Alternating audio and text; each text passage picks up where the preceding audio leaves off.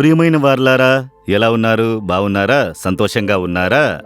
యేసుక్రీస్తు మీ మీద చాలా ప్రేమతో ఉన్నారు కనుక ఎందుకు దుఃఖంతో ఉన్నారు? ఈ స్థలం చూస్తున్నారు, అందంగా ఉన్నదా? ఇది దేవుడు మనకు ఇచ్చిన ప్రార్థనా కొండ. ఇండియా దేశము కొరకు రాత్రింబవళ్ళు ఇక్కడ ప్రార్థనలు జరుగుచున్నవి. ప్రభు ఇచ్చిన ప్రార్థనా కొండ ఆయనకిష్టమైన రీతిగా తీర్చిదిద్దాము. ఇక్కడకు ప్రజలు అనేక స్థలముల నుండి వచ్చుచున్నారు. ఇక్కడ ఉండి దేశం కొరకు ప్రార్థించుచూ ఉంటారు. దాని కొరకు అన్ని వసతులు చేయబడి ఉన్నవి. సరే, ఈ దినము దేవుడు మీ కొరకు ఏ మాట ఉంచినారో తెలుసా? 128వ కీర్తనలో 2వ వచనము, నిశ్చయముగా నీవు నీ చేతుల కష్టార్జితము అనుభవించెదవు, నీవు ధన్యుడవు, నీకు మేలు కలుగును.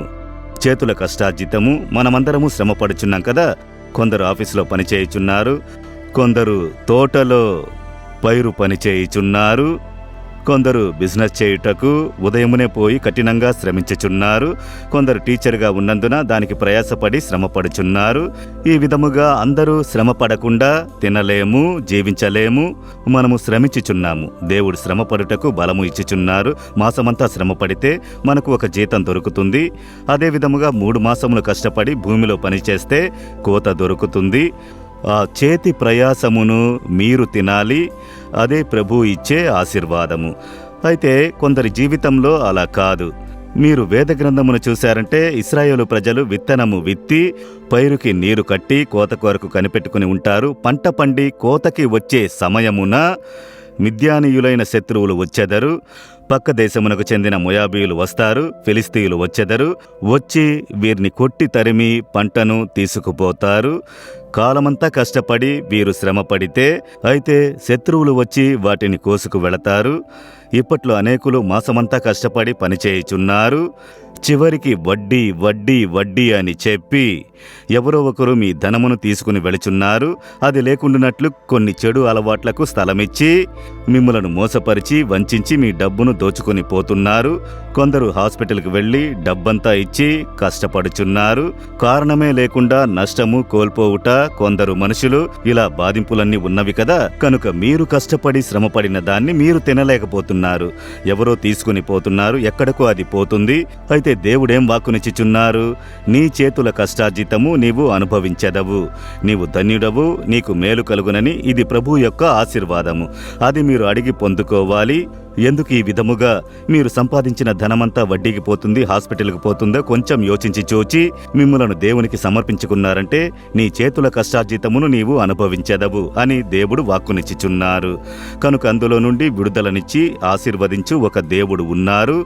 ఒకసారి ఒక కుటుంబ సభ్యులు వచ్చారు, భార్యాభర్తలు, 3 పిల్లలు. ఆ వ్యక్తి వచ్చి చెప్పాడు, అయ్యా, నేను వచ్చి ఒక ఫ్యాక్టరీలో పనిచేయుచున్నాను. మాసమంతా కఠినమైన పని, మంచి జీతము తీసుకుని వస్తున్నాను. అయితే మా ఇంట్లో రోగము లేని రోజే లేదు. ఒకరి తర్వాత ఒకరికి ప్రతిదినం హాస్పిటల్కి. నేను సంపాదించే డబ్బులో సగం డబ్బులన్నీ హాస్పిటల్కి పోవుచున్నవి. కష్టపడి సంపాదించినది మేము బాగా తిని ఉండలేకపోతున్నాము. అంతా హాస్పిటల్కి పోతుంది అని వేదనతో చెప్పారు. అందుకే ప్రార్థించుకోవడానికి వచ్చానని. నేను వారిని చూసి ప్రార్థించి ప్రభు ఒక ఆలోచన ఇచ్చారు. నేను చెప్పాను, సరే, మీరు సంపాదించింది మీరు తినలేకపోతున్నారు. అన్ని వ్యర్థముగా హాస్పిటల్కి వెళుచున్నవి ఎవరో వచ్చి తీసుకువెళుతున్నారు. అయితే దేవుడు చెబుతున్నాడు, మీ చేతుల కష్టార్జితము మీరు అనుభవించి బావుండాలని. అందుకే దేవుడు ఇవన్నీ మీకు ఇచ్చారు. కనుక దానికేం చెయ్యాలని అడిగారు. కుటుంబ ప్రార్థన చేయుచున్నారా? లేదయ్యా అన్నారు.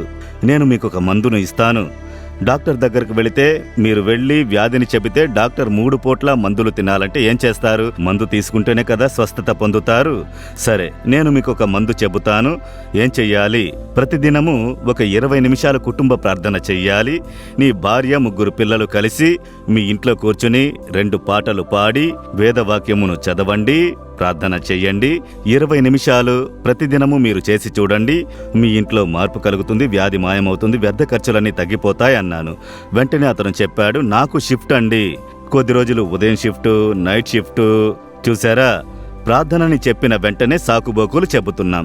అయితే తిండికి 3 పూటలు తినాలంటే తింటున్నాము. 3 పూటలు నీరు తాగి జ్యూసులు అవి తీసుకోండి అంటే అవన్నీ చేస్తామండి. ఈ మాత్రలు ఇలా తీసుకోవాలంటే అవి చేస్తారు. అన్నిటికీ ఓకే చెబుతారు. ప్రార్థన అంటే మాత్రం సాకుబోకులు చెబుతారు. చూసారా? కనుక నేను చెప్పాను, మీరు ఏ షిఫ్ట్ చూసినను 3 పూటలు తింటున్నారు, మీరు స్నానమాడుచున్నారు, బయలుదేరుతున్నారు, బట్టలు వేసుకుంటున్నారు, అన్నీ జరుగుతున్నవి. ప్రార్థన అన్నప్పుడు సాకుబోకులు చెబుతున్నారు. చూసారా? కనుక షిఫ్ట్ అని వెళితే తినకుండా ఉంటారా? తింటారు కదా.